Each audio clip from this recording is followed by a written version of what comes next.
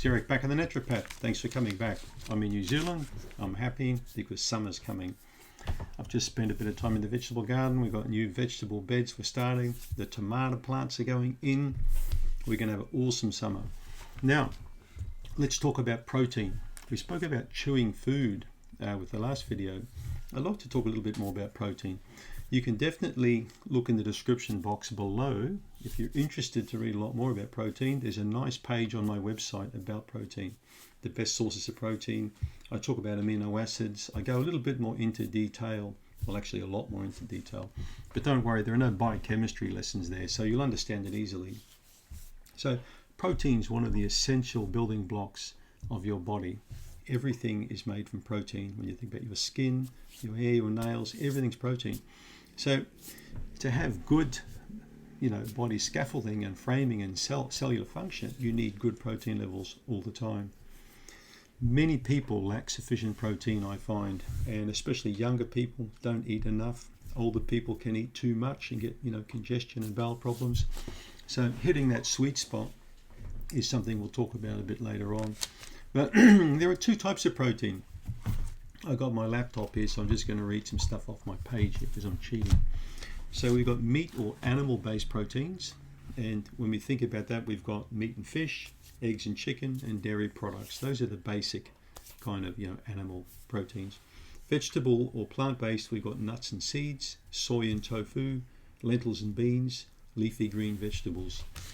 So proteins are classified, as being complete protein or incomplete protein. If we look at beans and a lot of different seeds, they're incomplete because they could lack just one amino acid, whereas the other animal-based proteins will contain all of the essential 11 amino acids. I think there are 20 all up, and your body can make quite a few of them, like 11, and 9 are essential, meaning you've got to get them from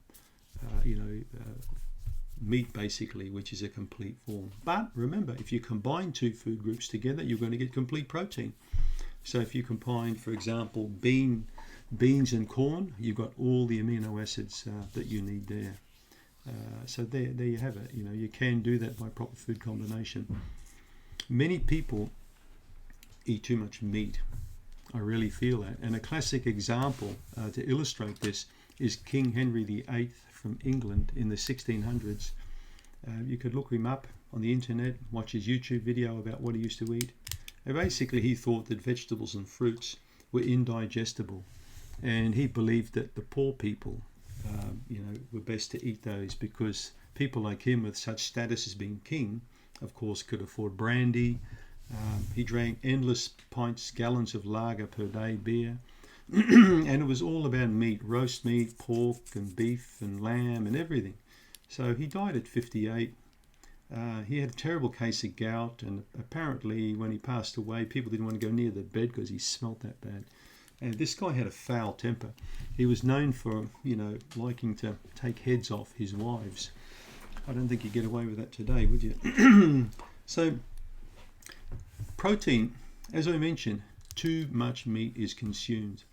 In the EU, studies were conducted many years back now where they determined that 250 grams, which I think is 10 ounces of red meat per week, no more, because it can push you into a higher cancer kind of bracket. Same goes with processed meats, bacon and salami.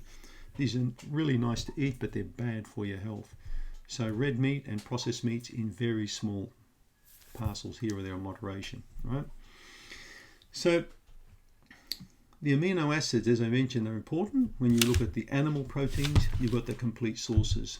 There's nothing wrong with meat, but there's something wrong with eating too much meat. So don't be like King Henry VIII and die at 58 of gout. You don't need to die like that. So if we have a look at some, in my opinion, the better forms of the proteins in the vegetable realm or the plant-based realm, I'd be looking at tofu, soy, amaranth and quinoa. So these seeds or grains, whatever you want to call them, and of course soy product are complete forms of protein. But many people still, there are still many smear campaigns regarding soy. But if you look into soy on a deeper level than I have, you'll realize that for someone like me, my age, and especially women, for children it might not be the best food, but hundreds of thousands of Asians can't be wrong with higher life expectancies, when they used to eat a lot more soy and a lot less red meat. Now, of course, Japanese and Korean people are eating far more red meat, and also their life expectancy is decreasing. They're smoking more, they're drinking more alcohol, but the traditional ways of eating are going down the toilet, which is a real shame. So many people don't consume enough protein during the day. I saw this quite a lot in my clinic, and this could lead to inappropriate snacking, very inappropriate snacking. And people often also, when they do eat meat, they don't chew it sufficiently. Now, chewing and hunger and satiety and being satisfied with food all have a relationship. So when you start to learn to chew things properly, as I mentioned in the last video, you'll feel hungry, sooner, and you won't need to eat so much. And this is the problem with refined carbohydrates, is we don't really chew them, we just chomp, chomp, swallow. And with meat, it's the same thing. And can you see why we end up getting congestion down there and bloating and farting, and all from too much protein, meat-based, and not chewing enough? So insufficient protein will lead to hypoglycemia or low blood sugar. And you'll get the 3:30-itis, you'll get that tired, wanting a coffee, wanting a donut. But if that person had sufficient protein for lunch, they would have been feeling a lot better. So active guy like me in his 60s needs to eat protein 2-3 times a day. Breakfast, lunch, and dinner. So I always have protein, at regular times. You don't want low blood sugar, because that can lead to crankiness and tiredness, irritability, mood disorders, sleeping problems, energy fluctuations. It's no good. So in establishing your own protein needs is very important. And there are different ways you can do this. But you need to look at your activity level, at the type of lifestyle that you've got. All right. I've written on my webpage here, if you drive your car every day, meaning activity, you'll need to stop quite regularly for gas. Now, we call it actually petrol, or fuel where we live. We don't call it gas. So gas being the protein. So the more you drive your car, the more gas you've got to put in it. The more active your body is, the more the protein levels have to, match up with your activity. But if you only drive your car once, to church on a Sunday, that's couch potato thinking, really, isn't it? It's not really activity. So, and then you don't need to have all those calories and all that protein going in if you're sitting there with Netflix and the remote control. It's not really high requirement. So observe your energy and sleep patterns around your protein requirements. This is an interesting one.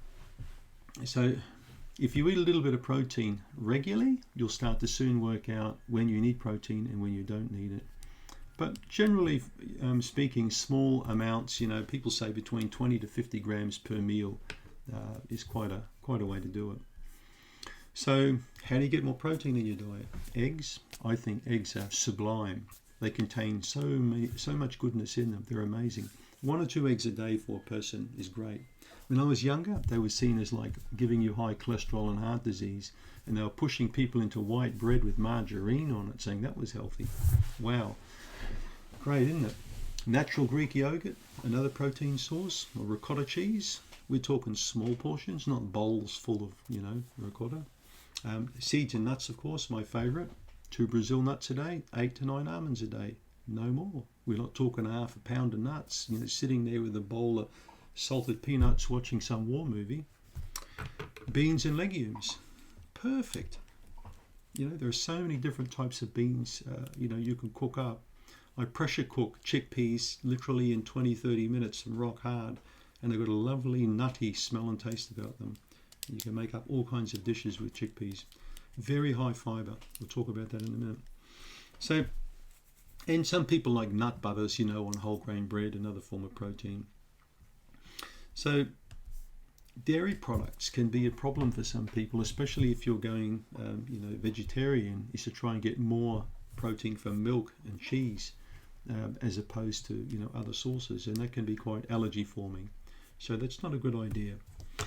My concern with the high protein diets, especially meat-based, is lack of fiber. So when people eat meat 2 or 3 times per day, often they don't get enough fiber in their diet. So look for protein sources that are both high fiber and high protein. And there are plenty out there. As we mentioned, the legumes, the grains, the nuts and seeds will contain more, but the meat doesn't.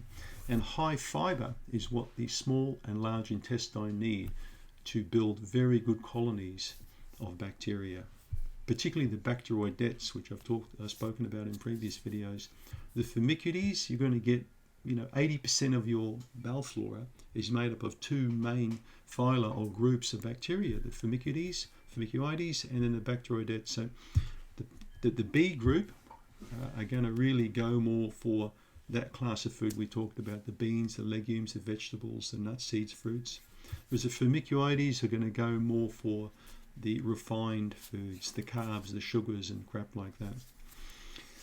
And we want the B group because they're going to make us feel a lot better and have more health-giving properties. And they love fiber, right? So fiber you don't get in meat. So that's the thing. In the old days, if we look at Bernard Jensen, going back to the 50s in America, these old guys, natural health, pushers, it was all about the colon. It was all about the bowel motions. And Bernard Jensen was very against eating lots of meat. And so have most naturopaths over the years. And now finally science is saying that red meat actually pushes you into a cancer state. When you eat more than 250 grams a week, it could happen. So just be cautious. So look for the high fiber protein sources. I'll put the link down below on the page. You can read the web page more. So that's what you want, the beneficial bacteria and the protein. I hope that gives you a bit of an insight into protein. We're going to talk about carbs next week. Thanks for tuning in.